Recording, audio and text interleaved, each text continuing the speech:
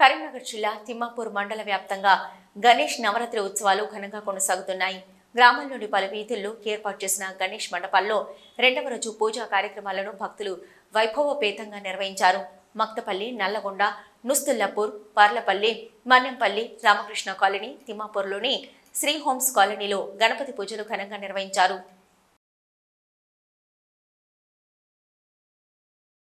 ఎన్ని మనసులో ఎలాంటి అభిప్రాయం ఉన్నా ఈ 9 రోజులు అందరూ వచ్చి వాళ్ళ సంతోషాన్ని కానీ వాళ్ళ బాధను కానీ పంచుకుంటారు.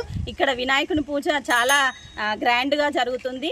మన అయ్యగారు వచ్చి తన మంత్ర ఉచ్చారణలతో ఇక్కడ ఉన్న నెగిటివ్ ఎనర్జీని పొడగొట్టి పాజిటివ్ ఎనర్జీని క్రియేట్ చేస్తూ ఉంటారు. వినాయకుడు అంటేనే విజ్ఞానం పాపే వ్యక్తి.